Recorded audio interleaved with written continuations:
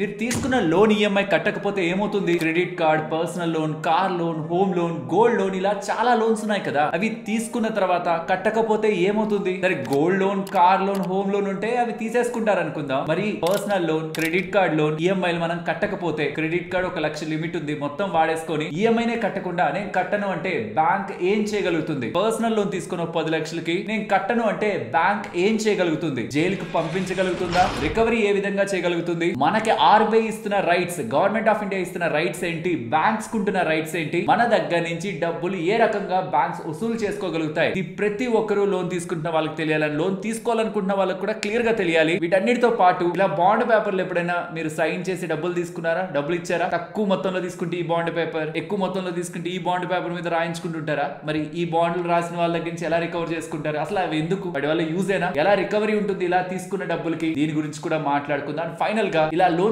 ఎక్కువ అయిపోయి అప్పుల భారం మీ మీద ఎక్కువగా ఉంది, ఎక్కువ లోన్స్ మీకు ఉన్నాయనుకుంటే, నా మీద నాకు ఒకవేళ పెద్ద మొత్తంలో అప్పులు ఉంటే ఎలా నేను వాటిని క్లియర్ చేసుకుంటాను? 5 స్టెప్ ప్రాసెస్ ని మీకు ఎక్స్ప్లెయిన్ చేస్తాను. ఎవరికైనా సరే ఈ 5 స్టెప్ ప్రాసెస్ ఫాలో అయితే ద బెస్ట్ వేలో అప్పులు క్లియర్ అవ్వాల్సిందే. వీటన్నిటి గురించి మాట్లాడుకొని ఈ వీడియోని ఎండ్ చేద్దాం. అండ్ ఫ్రెండ్స్, ఈ వీడియో చేయడానికి ముఖ్యమైన కారణం, చాలా మంది రికవరీ ఏజెంట్స్, అందరూ కాదు, కొంతమంది రికవరీ ఏజెంట్స్ డబ్బులు ఇవ్వలేదనే కారణంతో హెరాస్మెంట్ చేసి, ఆ హెరాస్మెంట్ తట్టుకోలేక చాలా మంది రాంగ్ స్టెప్స్ తీసుకుంటున్నారు. అలా జరగకూడదు. అప్పు తీసుకున్నా, అప్పు ఇచ్చినా వాళ్ళ రైట్స్, వాళ్ళ పరిధిలోనే వాళ్ళు ముందుకు వెళ్ళాలి. కాబట్టి మొత్తం ఉంటున్న లీగల్ ప్రాసెస్ అంతటిని కూడా ఇవాళ వీడియోలో చెప్పాలనుకున్నాను. రెండవది, నేను అప్పు కట్టను, ఏం చేసుకుంటావో చేసుకో, నీకు దిక్కున్న చోటు చెప్పుకో, నేను రూపాయి కట్టను అని అనే వాళ్ళు ఉంటారా? వాళ్ళ రిలేటెడ్ గా కూడా వాళ్ళకు కూడా కొన్ని విషయాలు తెలియాలి. ఎందుకంటే కొన్ని సిచ్యువేషన్స్ లో వాళ్ళ మొత్తం ఆస్తులను అమ్మైనా సరే ఎవరైతే అప్పు ఇచ్చారో వాళ్ళకి డబ్బులు ఇప్పిస్తాయి కోర్టులు, సివిల్ కోర్టులు. కాబట్టి మన ఇండియన్ లీగల్ సిస్టమ్ లో ఈ లోన్ రిలేటెడ్ ఉన్న 360 డిగ్రీస్ మీకు అర్థమైతే మిమ్మల్ని ఇంకెవ్వరు భయపెట్టడం, బెదిరించడం,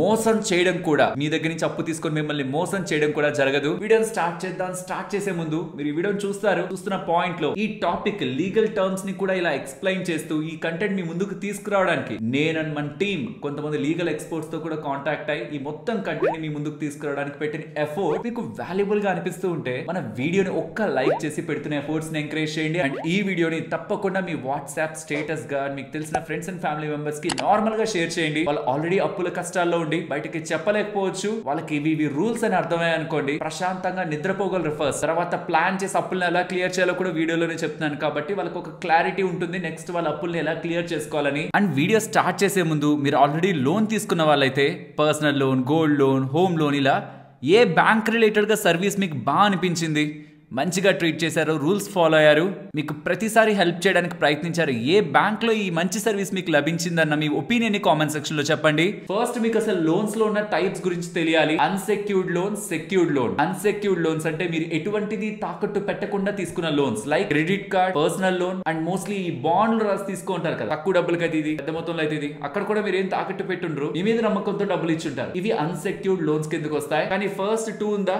క్రెడిట్ కార్డ్ కానీ పర్సనల్ లోన్ కానీ, ఇవేంటంటే ఫైనాన్షియల్ ఇన్స్టిట్యూషన్స్ దగ్గర నుంచి తీసుకుంటారు. ఈ బాండ్లు ఉన్నాయి చూసారా, ఇది మాత్రం నార్మల్ పీపుల్ దగ్గర, కొంచెం ఇన్ఫ్లుయెన్షియల్ గా ఉంటున్న, డబ్బులు ఉంటున్న వాళ్ళ దగ్గర నుంచి ఈ రకంగా తీసుకుంటారు. ఇది ఒక category. Next secured loan, gold loan, home loan, car loan are vehicle loan, ఏదైనా మీరు ఒక ప్రాపర్టీ రిలేటెడ్ గా, ఒక అసెట్ రిలేటెడ్ గా ఓనర్ మీరు కాకుండా ఓనర్ గా బ్యాంక్ ను పెడతారు, ఫైనాన్షియల్ ఇన్స్టిట్యూషన్ పెడుతూ, కొనేటప్పుడు కూడా ఓనర్ వాళ్ళుగానే ఉంటూ, మీరు ఈఎంఐలు కడుతూ చివరి ఈఎంఐ కట్టిన తర్వాతే ఓనర్ గా మీ పేరు మీదకి షిఫ్ట్ అవుతుంది చూసారా. ఈ లోపంతా ఓనర్ ఎవరు? బ్యాంక్, ఫైనాన్షియల్ ఎన్బిఎఫ్సి కానీ ఎవరైనా ఫైనాన్షియల్ ఇన్స్టిట్యూషన్ అనుకో. గోల్డ్ లోన్ మీరు డైరెక్ట్ గా గోల్డే పెట్టేస్తున్నారు కాబట్టి ఇవన్నీ కూడా సెక్యూర్డ్ అసెట్స్ అవుతాయి. సెక్యూర్డ్ అసెట్స్ నేను చెప్పేదే ఉంది, మీకు తెలిసిందే, అవన్నీ వాళ్ళ దగ్గరే ఉన్నాయి, ఓనర్లు వాళ్ళు ఏం కావాలంటే చేసుకోగలరు కదా. కాబట్టి ఫస్ట్ మనం అన్సెక్యూర్డ్ లోన్. ఈ అన్సెక్యూర్డ్ లో అసలు ఏం జరుగుతుంది? లెట్స్ సే నేను పర్సనల్ లోన్ తీసుకున్నాను, క్రెడిట్ కార్డ్ తీసుకున్నాను, దానికి ఈఎంఐ కట్టాలి, ఈఎంఐ నేను మిస్ చేసిన దగ్గర నుంచి ఏం జరుగుతుందో చెప్తాను. మీరు ఈఎంఐ కట్టాలని మీకు ముందుగా నోటిఫికేషన్స్ వస్తూ ఉంటాయి, ఇలా మీరు ఇంత ఈఎంఐ కట్టాలని, మీరు కట్టలేదు. క్రెడిట్ కార్డ్ అయితే బిల్ జనరేట్ అయిందని ఒకసారి వస్తుంది, నెక్స్ట్ మిస్ అవుతున్నారు, డ్యూ డేట్ లో మీరు కట్టలేదు, ఇంకొకసారి అలర్ట్ వస్తుంది, మీరు చేయలేదు, మీకు కాల్ చేస్తారు, సార్ మీరు టైం కి ఈఎంఐ కట్టలేదు, మీరు కట్టండి అని. మీరు అప్పటికి పట్టించుకోలేదు. 3 డేస్ పాటు మీకు ఏం పెద్దగా హెరాస్మెంట్లు ఉండవు. 3 డేస్ తర్వాత అయింది, ఇది వెంటనే సివిల్ కి రిపోర్ట్ అవుతుంది. 3 డేస్ వరకు రిపోర్ట్ అవ్వదు, అంటే మీరు కట్టలేని టైం పీరియడ్ కి 3 డేస్ వరకు కూడా రిపోర్ట్ అవ్వదు, గ్రేస్ పీరియడ్ తర్వాత రిపోర్ట్ అవుతుంది. 0 to 30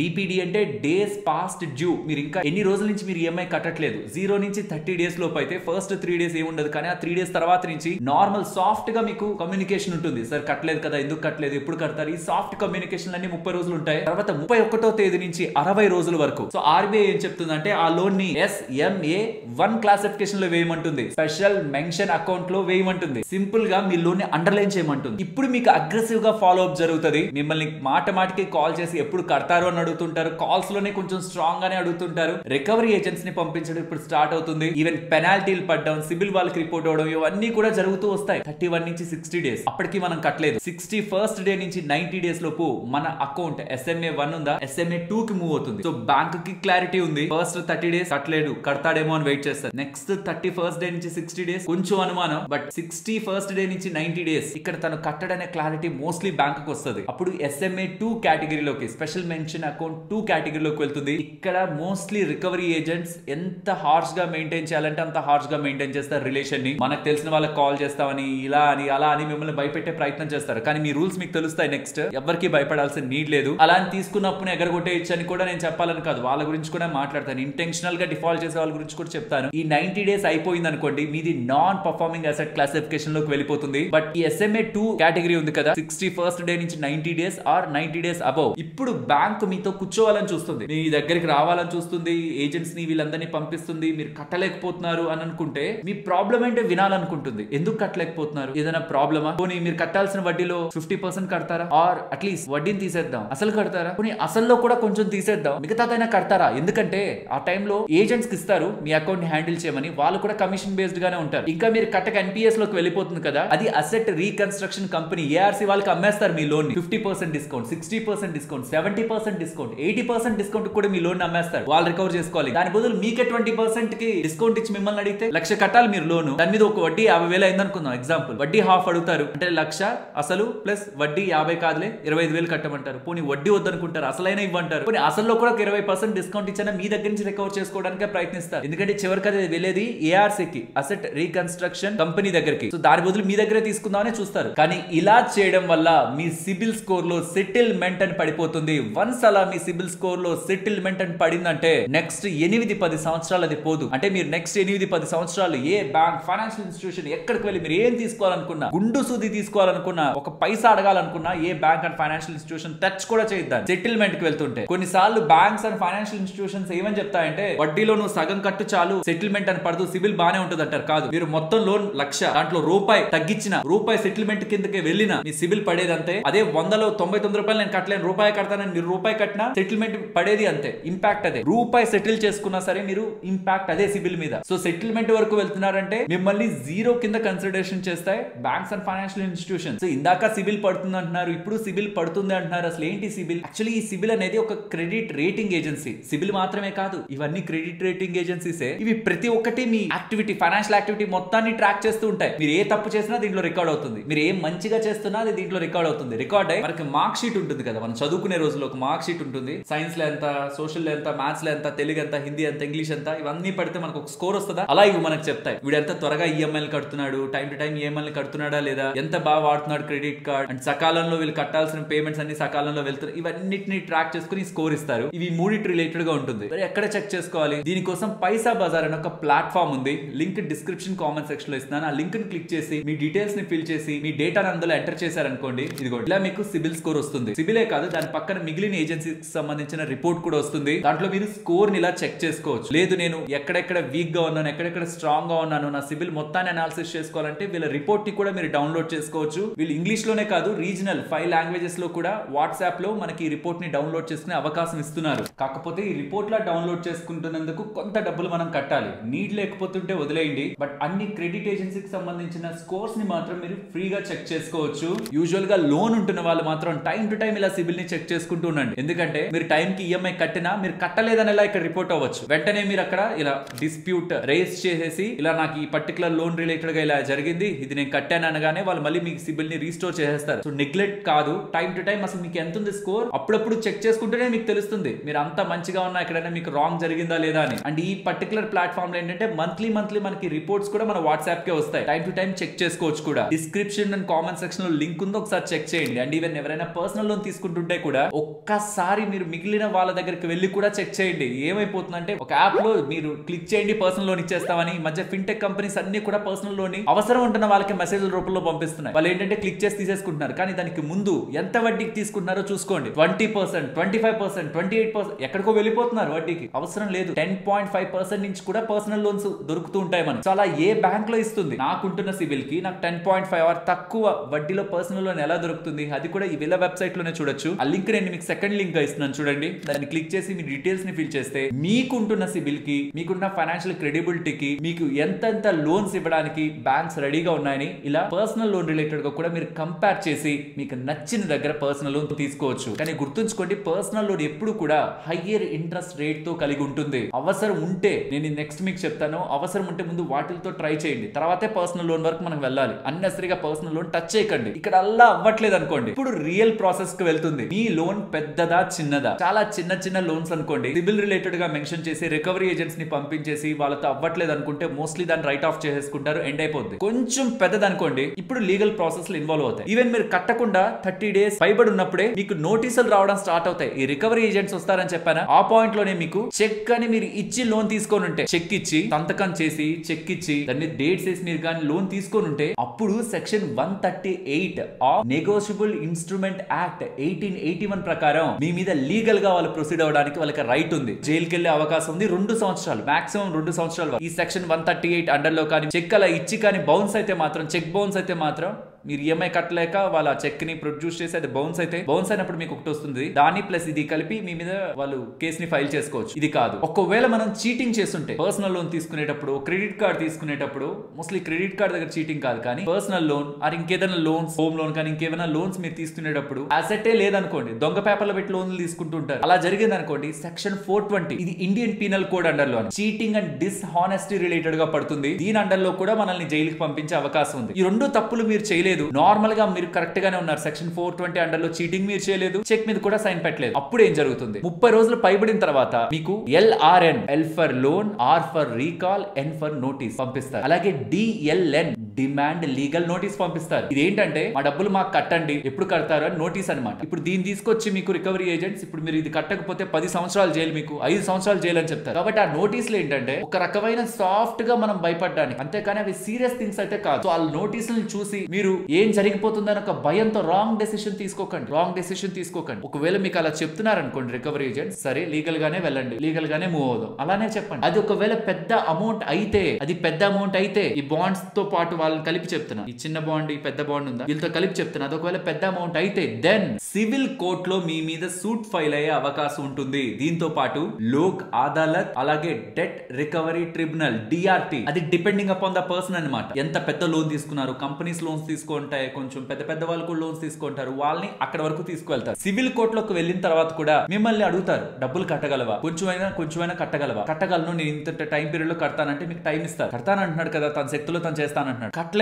కట్టలేనంటే మీకు ప్రాపర్టీస్ ఉన్నాయా, మీరు లేదంటారు అప్పు తీసుకొని. కానీ అవతల వ్యక్తి ఉన్నాయని ప్రూవ్ చేయగలుగుతుంటే అవతల వ్యక్తి పక్కనే కోర్టు తీర్పిస్తుంది. ఈ బాండ్లు రాసుకునేది అందుకే. ఆస్తులుండి మీరు డబ్బులు తీసుకుంటూ ఈ బాండ్లు ఉంటే సివిల్ లో కేసేసి, ఆస్తులుంటే వాటిని అమ్మైనా కోర్టు కట్టిస్తుంది. అక్కడ కూడా ఇంకా హ్యుమానిటీ రోల్ ప్లే అవుతుంది. కాబట్టి అంత ఈజీ కాదు సివిల్ కేసెస్ అనేవి, మూవ్ అవుతూనే ఉంటాయి. అంత ఈజీ కాదు కాబట్టి కొంతమంది కోర్టుకు వెళ్ళి చూసుకుందాం అంటారు. కానీ ఇక్కడ అప్పు తీసుకుని కట్టని వాళ్ళు తీసుకునేటప్పుడు ఎలా అయితే అడుగుతారో, తర్వాత మీకు వీలైనప్పుడు అలా ఇచ్చేసారనుకోండి తిరిగి, చాలా మంచి పద్ధతి. బ్యాంక్స్ దగ్గర కానీ బయట వాళ్ళ దగ్గర కానీ చాలా మంచి పద్ధతి. మనం కట్టలేకపోతే కూడా వాళ్ళతో న్యాయంగా వెళ్ళి, ఇది నా పరిస్థితి ఇలా ఉంది, నేను ఇలా చేయగలను, నాకు కొంచెం టైం, ఇలా అడగడం మంచిది. కానీ ఇష్టం వచ్చింది చేసుకోవడం వల్ల మీరు ట్రస్ట్ అనే ఒక సైకిల్ ని బ్రేక్ చేస్తున్నారు. రేపొద్దున మీకే ఇంకొకసారి అవసరమైన ఆ పర్సన్ మిమ్మల్ని తిరిగి కూడా చూడు. 1000 రూపాయలు తీసుకుని మీరు 1000 రూపాయలు ఇస్తే రేపు 10,000 మీకు ఇవ్వడానికి రెడీగా ఉంటాడు. 10,000 ఇచ్చేస్తే రేపు 1,00,000 ఇవ్వడానికి రెడీగా ఉంటాడు. మోసం ఎవరిని మనం చేయకూడదు. అలా చేసి మనం ఎంతో ఆస్తుల్ని కూడా పెట్టుకున్నది ఎక్కడ నిలబడి చేసిన మోసం కర్మ రూపంలో మనకి తిరిగి వస్తుంది. కాబట్టి ఎవరు అప్పు తీసుకున్నప్పుడు అలా తీసుకున్నారు, ఇచ్చేటప్పుడు కూడా అలానే ఇవ్వండి. అండ్ ఇక్కడ ఇంకొక విషయాన్ని కూడా మీరు గుర్తుంచుకోవాలి. మెజారిటీ ఆఫ్ మీ లోన్స్ అని ఇప్పుడు డిజిటల్ గా కదా ఉంటున్నాయి. నేను ఈఎంఐ కడతానని మీరు డిజిటల్ గా సైన్ చేస్తున్నట్లే. ECS అని ఉంటుంది, ఎలక్ట్రానిక్ క్లియరెన్స్ సర్వీస్, అండ్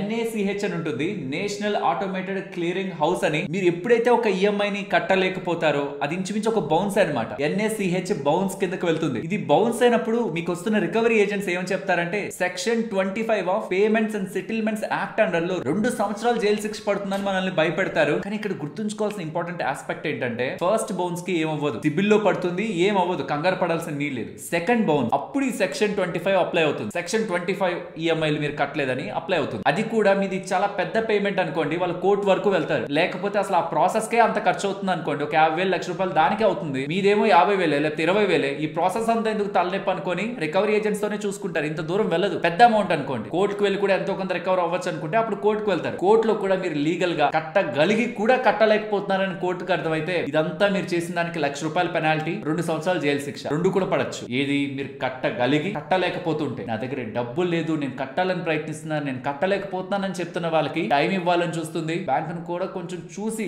అక్కడి నుంచి చిన్నగానే కలెక్ట్ చేసుకోమని చెప్తుంది. కాబట్టి ఇది బ్యాంక్స్ కూడా తెలుసు కాబట్టి మోస్ట్లీ ఇది ఎప్పుడు కూడా ఈ కోర్టుల వరకు వెళ్ళదు, బయటే సెటిల్మెంట్ జరుగుతుంది. ఇది మోస్ట్ ఇంపార్టెంట్. ఆర్బీఐ రూల్స్ ప్రకారం unsecured loan, credit card, personal loan or ఇతర ఏ అన్సెక్యూర్డ్ లోన్ తీసుకున్న వాళ్ళతో రికవరీ ఏజెంట్స్ ఎలా బిహేవ్ చేయాలనేది ఈ 3 ఆర్బీఐ మాస్టర్ సర్క్యులర్స్ లోను క్లియర్ గా మెన్షన్ చేశారు. 2017 లో ఆర్బీఐ వాళ్ళు first master direction on fair practices code అనే ఒక మాస్టర్ సర్క్యులర్ రిలీజ్ చేశారు. తర్వాత 2019 లో guide lines on recovery agents అని రికవరీ ఏజెంట్స్ ఉద్దేశించే కొన్ని గైడ్ లైన్స్. ఫైనలీ 2022 లో డిజిటల్ లెండింగ్ చేస్తున్న వాళ్ళు ఎవరైనా సరే, మీకు డిజిటల్ గా అప్పిస్తున్న ఎవరైనా సరే ఏ రూల్స్ ని ఫాలో అవ్వాలని డిజిటల్ లెండింగ్ గైడ్ లైన్స్ 2022 ని కూడా ఇంట్రడ్యూస్ చేశారు. ఈ మూడిట్లో కలిపి ఆర్బీఐ వాళ్ళు చెప్తున్న కీ ఇంపార్టెంట్ పాయింట్స్ ని సింపుల్ గా ఎక్స్ప్లెయిన్ చేస్తాను. ఫస్ట్ డే, మీకు కాలేజ్ చేయాలనుకుంటే మార్నింగ్ 8 నుంచి ఈవినింగ్ 7 ఈ టైం లోపే చేయాలి. దీనికి పైబడి చేయకూడదు. అండ్ సండేస్, పబ్లిక్ హాలిడేస్ రోజు కూడా కాల్స్ చేయకూడదు. అండ్ మీ ఇంటికి కానీ మీరు వర్క్ చేస్తున్న లొకేషన్ కానీ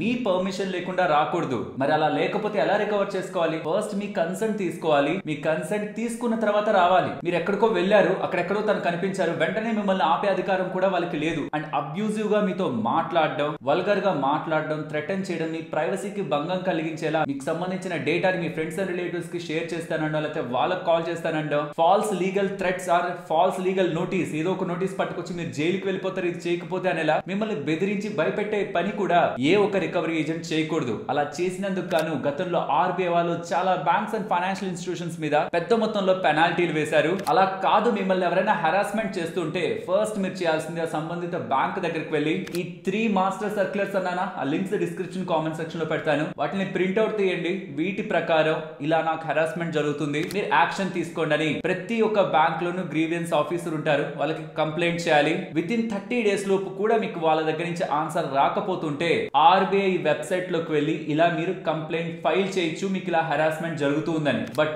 హరాస్మెంట్ తీవ్రత చాలా స్ట్రాంగ్ గా ఉంది. ఇలా కంప్లైంట్ చేసి నేను వెయిట్ చేస్తుంటే నాకు చాలా లేట్ అయిపోతుంది, చాలా ఎక్కువ హరాస్మెంట్ ఉందనుకుంటే డైరెక్ట్ గా ఈ ఆర్బీఐ మెయిల్ కూడా మీకు ఉంటున్న ప్రాబ్లమ్ ని మీరు మెయిల్ చేస్తే ఉంటున్న సివియారిటీని బట్టి ఆర్బీఐ వాళ్ళు చాలా ఫాస్ట్ గా రెస్పాండ్ అవుతారు. ఈ రెస్పాన్స్ అయ్యేలోపు కూడా రోజు రోజుకి మీకు నరకంలో పరిస్థితి ఉందంటే గుర్తుంచుకోండి, మీరు పోలీస్ స్టేషన్ కి వెళ్ళి కూడా మీకు జరుగుతున్న హరాస్మెంట్ ని మీరు కంప్లైంట్ చేయొచ్చు. జస్ట్ బికాస్ మీరు లోన్ తీసుకున్నారని మీ రైట్ టు ప్రైవసీ, మీ డిగ్నిటీ, మీకు సంబంధించిన ఫ్రీడమ్ ని తీసుకునే అధికారం ఎవ్వరికీ లేదు. అలా అని తీసుకున్న వ్యక్తి కట్టగలిగే పొజిషన్ లో ఉన్నా ఇప్పుడు నేను చెప్పినవన్నీ ఏం కాదులే అనుకుంటే మాత్రం సిబిల్ స్కోర్ పడిపోయిందా, క్రెడిట్ స్కోర్ పడిపోయిందా, ఇంకెప్పుడు ఏ బ్యాంక్ కూడా మనల్ని ట్రస్ట్ చేయదు. సెటిల్మెంట్ కి వెళ్ళినా ట్రస్ట్ చేయదు. ఎప్పుడైనా గుర్తుంచుకోండి, లైఫ్ లో మనం ఎదగాలంటే సిస్టమ్ ని రెస్పెక్ట్ చేయాలి.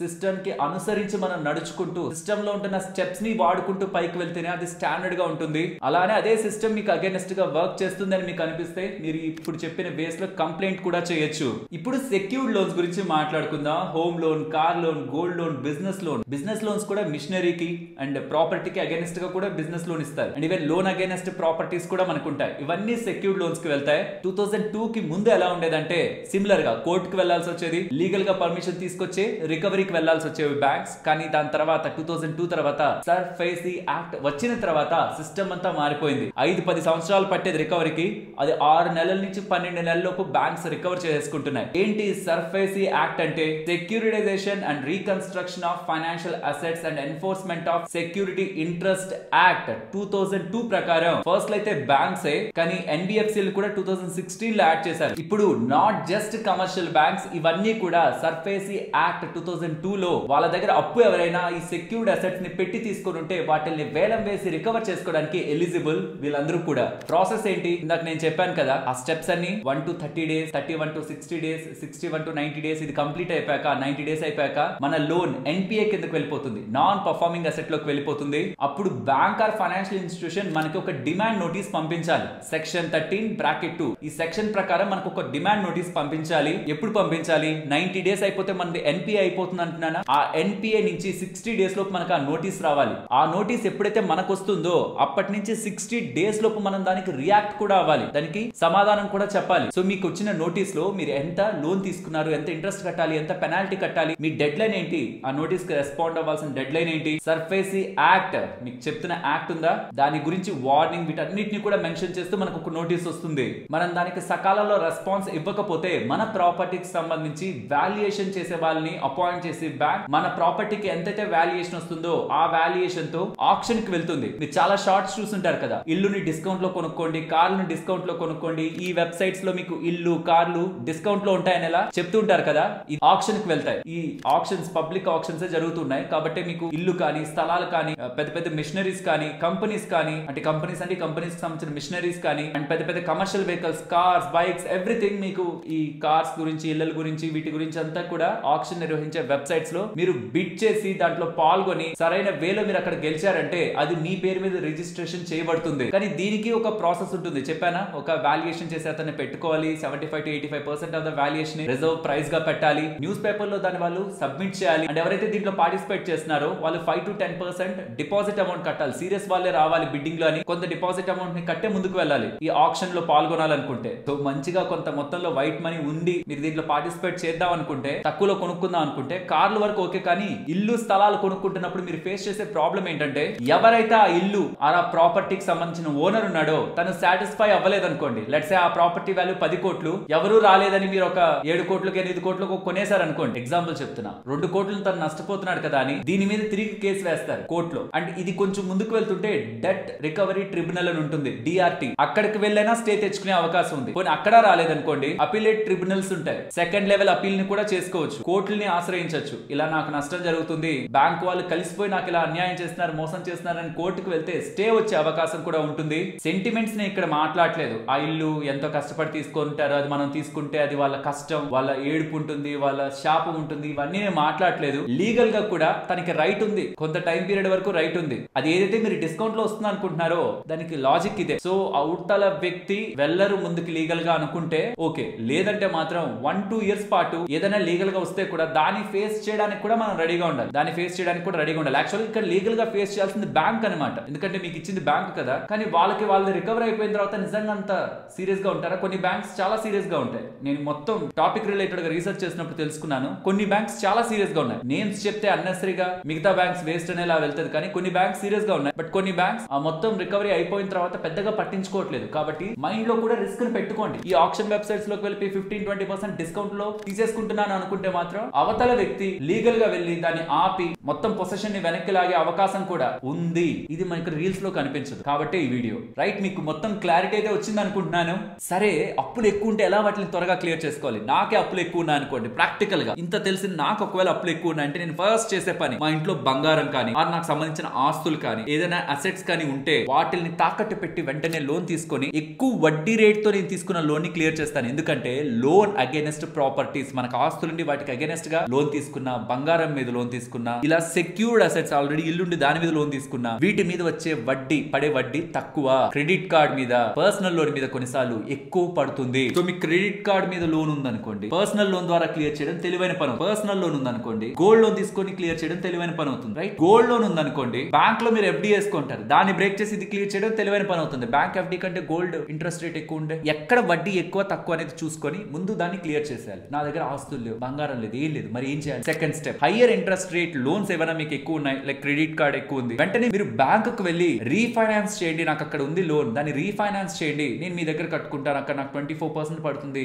నాకు ఒక 15-16% కో లేకపోతే 12% కో ఎక్కడో నాకు వడ్డీని వర్కౌట్ చేయండి అని రీఫైనాన్సింగ్ చేయడానికి మీరు ప్రయత్నించవచ్చు. ఫైనాన్షియల్ ఇన్స్టిట్యూషన్స్ దగ్గరికి మీరు వెళ్ళి మాట్లాడితే ఏదైనా జరుగుతుంది. మీరు వెళ్ళి అడిగితే తెలుస్తుంది మీకున్న ఆప్షన్ ఏంటని. మీలో మీరు కంగారు పడి రాంగ్ స్టెప్ తీసుకుంటే కాదు, ఇదంతా అవ్వట్లేదు. మీరు జస్ట్ నెల మీరు ఎంత మిగలబెట్టగలుగుతున్నారో ఒకసారి ఆలోచించండి. కొంచెం స్మార్ట్ గా థింక్ చేయండి. మీకు సిగరెట్ హ్యాబిట్స్ కానీ, ఆల్కహాల్ కానీ, జంక్ ఫుడ్స్ తినే అలవాటు ఉంటే ఒకవేళ వాటిని మానేస్తే ఎంత, సిగరెటే కదా అనుకుంటారు, ఒకసారి పేపర్ పెన్ పెట్టుకుని వేయండి. ఒక రోజుకి ఒక ప్యాకెట్ తాగే వాళ్ళు ఉంటారు, 5-6 సిగరెట్లు తాగే వాళ్ళు ఉంటారు, మల్టిప్లై చేయండి, ఈజీగా 3-4 వేలు సేవ్ చేయొచ్చు. మందు తాగే వాళ్ళు కూడా 4-5 వేలు సేవ్ చేయొచ్చు. దాంతో 2 మెథడ్స్ ఉన్నాయి, ఈ వీడియోలో ఆల్రెడీ చెప్పాను. 2 మెథడ్స్ ఉన్నాయి, ఒకటి స్నోబాల్ మెథడ్, ఇంకొకటి debt avalanche method. Snowball method లో చిన్న చిన్న లోన్స్ ఉంటాయి కదా, అవి ముందు క్లియర్ చేసేసుకుంటాం. సో దట్ మన లోన్స్ అన్ని క్లియర్ అవుతున్నాయని ఒక ఫీలింగ్ కోసం. డెట్ అవలాంచ్ మెథడ్ లో వడ్డీ రేట్ ఏది ఎక్కువ ఉందో దాన్ని క్లియర్ చేసుకుంటాం. సో దట్ అది లాజికల్ మెథడ్. యాక్చువల్లీ దానికి ఎక్కువ ఈఎంఐ కట్టుకుంటూ ముందు అవి క్లియర్ చేసుకుంటాం. అది కూడా ఈ వీడియోలో ఎక్స్ప్లెయిన్ చేశాను ఆల్రెడీ. వీలైతే డిస్క్రిప్షన్ కామెంట్ సెక్షన్ లో ఉంటుంది లింక్, చూడండి. పర్టికులర్ గా హోమ్ లోన్ తీసుకుంటున్న వాళ్ళు మీ సిబిల్ ఇంప్రూవ్ చేసుకున్నారనుకోండి, ఒకసారి వెళ్ళి వాళ్ళతో మాట్లాడండి. నా సిబిల్ ఇంప్రూవ్ అయింది, తగ్గించండి వడ్డీ రేట్ అని. తగ్గించట్లేదు, వేరే బ్యాంక్ వెళ్ళి దాన్ని మార్చుకోండి. హోమ్ లోన్ మార్చుకోవచ్చు. చూసుకోండి, క్యాల్కులేషన్ చూసుకోండి. ఇక్కడ వడ్డీ ఎంత, అక్కడ వడ్డీ ఎంత, నేను మార్చుకుంటే నాకు పడుతున్న చార్జెస్ ఎంత,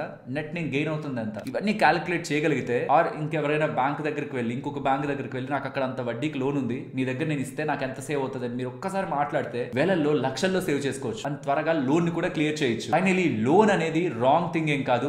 ఎడ్యుకేషన్ రిలేటెడ్ గా, బిజినెస్ రిలేటెడ్ గా, మన స్కిల్స్ ని పెంచుకోవడం రిలేటెడ్ గా, ఇన్కమ్ ని పెంచుకోవడం రిలేటెడ్ గా ఏదైనా లోన్స్ తీసుకుంటుంటే అది గుడ్ లోన్, బ్యాడ్ లోన్ కాదు. కానీ తీసుకున్నప్పుడు మాత్రం రీపే ఎలా చేయాలని థాట్ ఉంచుకోండి. అవసరానికి లోన్ కనిపిస్తుంది కరెక్టే, మంచి కనిపిస్తాడు, బ్యాంక్ కనిపిస్తుంది, లోన్ తీసేసుకుంటాం కరెక్టే, కానీ దాన్ని రీపే చేయగలమా లేదా, రీపే చేయలేనప్పుడు మాత్రం దయచేసి అన్లెస్ అది ఎమర్జెన్సీ అంటే తప్పించి లోన్ తీసుకోకండి. కట్టగలిగితే ఖచ్చితంగా కట్టేసేయండి. వాళ్ళది కష్టాజితమే, వాళ్ళు కష్టపడి మీరు కడతారని, ఇన్ఫాక్ట్ మీరు కడతారా లేదా అనే దానికంటే మీ అవసరాన్ని నమ్మి డబ్బులు ఇచ్చుంటారు. మీరు బాధపడకూడదు, ఇబ్బంది పడకూడదు, మీరు మంచిగా ఉండాలని డబ్బులు ఇచ్చుంటారు. వాళ్ళని కష్టపెట్టడం కరెక్టా? ఇక్కడ మీరు వాళ్ళని డబ్బు రూపంలో కాదు మోసం చేస్తున్నారు, నమ్మకం రూపంలో. జీవితాంతం అది వాళ్ళని బాధ పెడుతుంది. కొంచెం ఆలోచించి వీలైతే కట్టగలిగితే ఎవరికైనా సరే ఆ డబ్బుల్ని కట్టేసేయండి. కొన్ని ఒక టైంలో కట్టలేరనుకొని మిమ్మల్ని తిట్టినా, ఇంక వాళ్ళు వదిలేసుకున్నా, ఒక టైంకి మీకు డబ్బులు వస్తే మాత్రం తిరిగి కట్టేయండి. కర్మ రూపంలో మిమ్మల్ని ఎప్పుడు అది కాపాడుతుంది. బట్ ఎటువంటి రాంగ్ స్టెప్ తీసుకోకండి. ఎంత లీగల్ గా వెళ్ళినా లీగల్ సిస్టమ్ ఒక మనిషిని ఎలా అయినా సరే డబ్బులు లాక్కొని ఏ బ్యాంక్ కి, ఏ పర్సన్ కి చెప్పదు. కట్టగలిగితే తీసుకో, కట్టలేకపోతే నువ్వు ఇచ్చిన అన్సెక్యూర్డ్ లో ఏం చేయలేవు, ఇంతే. జైలుకి